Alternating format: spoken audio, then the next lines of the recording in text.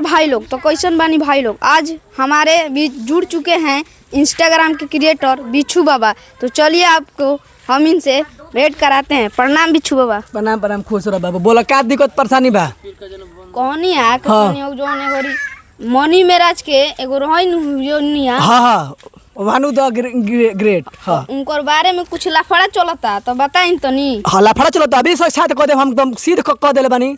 बिच्छू बाबा काहे कहते बने पब्लिक कुछ देखिए हम बताओ तनी। वानु डी ग्रेट सुनो, ई सब लाइव आके बोलला से ई सब काम ना चले। हम जाना तनी के कारण में गलती बा। ई मनी महाराज में इसको गलती नहीं है। बताओ तनी का है जेकरा से वीडियो मनी महाराज बनी है लड़की लोग से, वो सब जना से बियाह कर चली हैं लोग। गलती कहते नहीं बाबू, ई एकदम गलत बात बा। अरे उनकरा के वीडियो में काम दिले बने, वीडियो में काम कैली, पैसा कमैली। अब उहे जब बियाह शादी के मैटर में मत पड़ो, तार से बियाह शादी ना करिए। बताओ तनी रउआ कौन ब्यादर है, ऊ रउआ कौन ब्यादर है? ये हिंदू मुस्लिम के बात बा।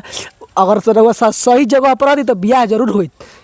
क्या कि वीडियो में तरह काम करके दे तो बियाह शादी करी है। इना ई फंसावे के काम मत करी। भोजपुरी के एगो मनी महाराज बढ़िया स्टार हमें एक नंबर पर भी ट्रेनिंग चले हमेशा वीडियो उनकर आ उनके के बदनाम करे चलल बड़ो। ऐसन गलती काम मत करो, रउआ मेहनत करी और ऐसन काम मत की।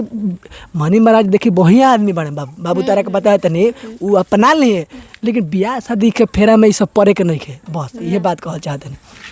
ठीक बा बाबू, पढ़ल लिखा काम कर रही सब के फिल्मी दुनिया के बहुत अलग रही। सुने वाला आदमी उ बोले वाला बोले दो, कोनो बात नहीं है कि कारण में गलती बा हम दरुआ के बता देने नो। चलिए ठीक।